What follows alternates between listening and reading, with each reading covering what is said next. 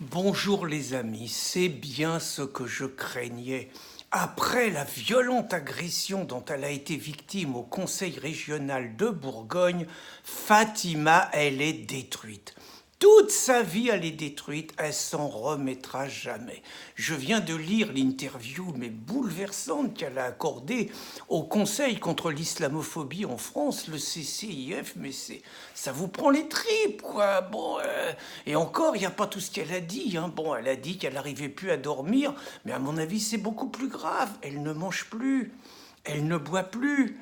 Elle ne peut plus aller à la selle, elle ne peut plus lire un journal, elle n'a plus de rapport sexuel, elle n'a plus d'orgasme. Ça ne sera plus jamais la même femme, Fatima. Elle est détruite à jamais. Et encore, elle n'a pas parlé de son fils. Son fils, heureusement qu'elle était là, qu'elle l'a consolé. Avant cette agression, le fils était le meilleur élève en classe. Il avait que des bonnes notes. Et depuis cette agression, le malheureux, il travaille plus. Il veut plus aller à l'école. Il a peur. Il a peur. Dès qu'il est dans un lieu fermé, tout c'est pareil. Il est détruit toute sa vie. Pourtant, elle a été aidée, elle a été soutenue.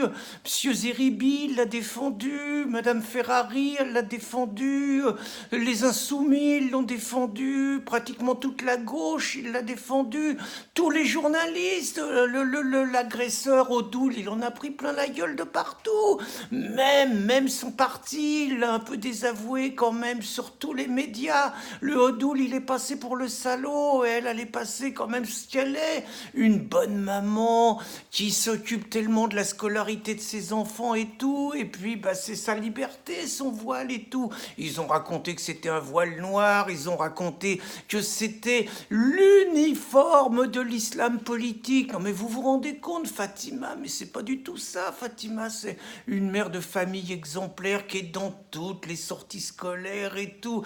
Elle aime les enfants, c'est parce qu'elle aime les enfants qu'elle est là, qu'elle a pris son fils et tout. Puis ce qui a fait très très mal à Fatima, hein, ça, elle n'est pas prête de s'en remettre. Hein, c'est l'attitude de certaines personnes de sa communauté. Ça va pas du tout. Zorabitan, par exemple, Zorabitan, elle l'a allumé sur les grandes gueules. Et puis une autre aussi, là, une nommée Fatia, qui se dit laïque, féministe et tout.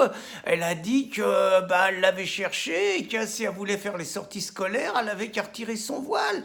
Puis Nadine Morano aussi, Nadine Morano, elle a remis en place Zeribi, elle a remis en place Laurence Ferrari, puis elle a raconté que elle, si elle avait été mère de famille, elle n'aurait pas laissé son fils dans une sortie scolaire comme ça, et elle a dit que si elle avait été à la région, elle aurait eu exactement la même attitude que Julien Audoul, une mère de famille qui a dit ça. Vous vous rendez compte comment vous voulez qu'elle résiste à ça? Alors, elle est suivie, hein, elle est suivie par un psychologue du CCIF.